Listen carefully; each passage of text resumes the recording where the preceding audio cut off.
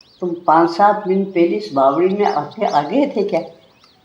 है, मुझे मारो या जिंदा रखो, मेरी तो गलती हो गई, तो मेरे बाद देने वाली हो गई, तो जैसा तो फिर उसने कहा, किसी तरह उसने उसको मना लिया, प्रेम की बातें की, मेरा घर उज्जवल करो, पधारो, आप आओ, ये है वो भी राजी हो गए। दोनों पति पत्नी बनकर अपने गांव में रहने लग गए।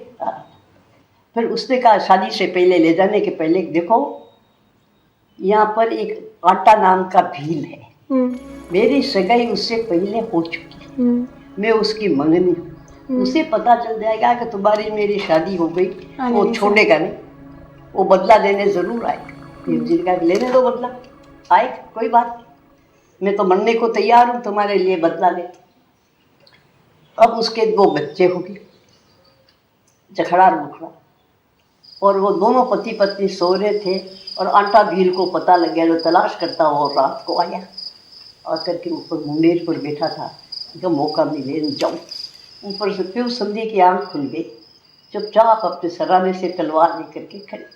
जैसे वो पास आकर भीम जी के ऊपर वार करने लगे, उससे पहले उसने आटा भील के 2 टुकड़े होकर नीचे खून ही खून बिखर गया। भीम जी सवेरे उठे, उन्होंने पूछा, ये क्या खून मेरे पाँव में कैसे आया, क्या आया? तो आटा बिखरा, कुछ नहीं, आटा बिखरा। अब उसके 2 बेटे हुए, उनका नाम रखा जखड़ा और मुखड़ा। दोनों अपनी माँ की तरह, चेहरा, नौ, आँख का तोड़, ये बिल्कुल 10, 12, 13 साल के बच्चे थे। गांव में बच्चों के साथ खेल रहे थे, तब तक किसी लड़के ने आकर के कहा, नार आयो, उस गाय को दोबारा, गाय को खा रहा है। तो दोनों भाई दौड़े और उस दाद को मार डाला। किसको मार दिया? शेर। नार आया तो नार आकर के किसी गाय को दबोच करके बैठा। तो उसके साथ खेलने वाले ग्वाले वगैरह थे, उन्होंने कहा, नार आयो, शेर आया। तो गया, उसने शेर को मार डाला और पूंछ पकड़ करके घसीट कर ले आए, ला करके टेकड़ा कुत्ते को फेंक दिया।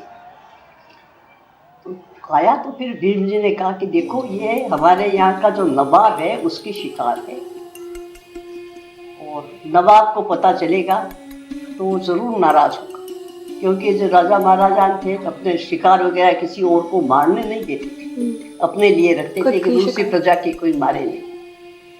नवाब साहब को पता लगा और भीम जी को तो बुलावा आ गई, तुम्हारे लड़कों को भेजो, तुमने कहा मेरे बेटों ने मारा है, तुम्हारे बेटों को लेकर हाजिर हो।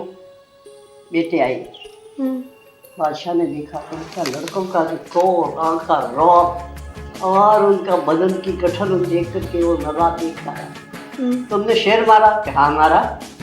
क्यों? क्या गाय को मार रहा था? मार दिया।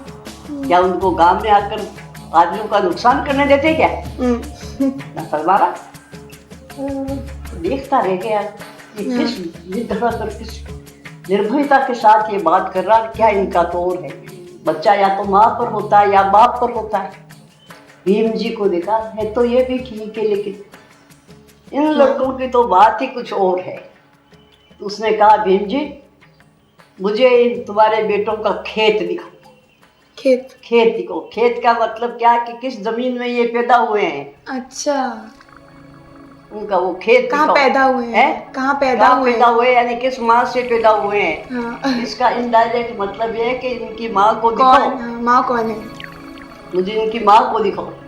अब भीम जी उदास होकर घर आए, आकर चुपचाप सिर पकड़ करके बैठ गए। यूं संधि ने पूछा कि नवाब से आयो और क्यों सिर पकड़ के बैठे हो, हुआ क्या? कब मैं क्या बताऊं? नवाब कहता है कि इनको खेत को बताओ। क्या मैं अपनी औरत को ले जा करके नवाब के सामने पेश करूं? मैं तुम्हें लेके क्यों जाऊं नवाब के सामने?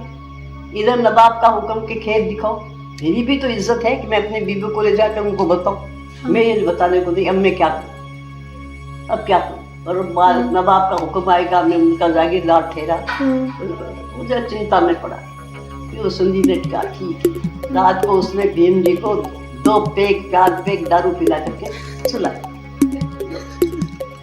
अमलदीर, भांगदीर, हाँ लो आज मनवा, सुला दिया। उनको सुलाकर वो मर्दानी कपड़े पहनकर अपना वही तीर कमान लेकर के रवाना हो गई। वो तो निर्भीकता से इस तरह से रही हुई थी। जाकर नवाब से सलाम किया। सलाम, कौन हो भाई?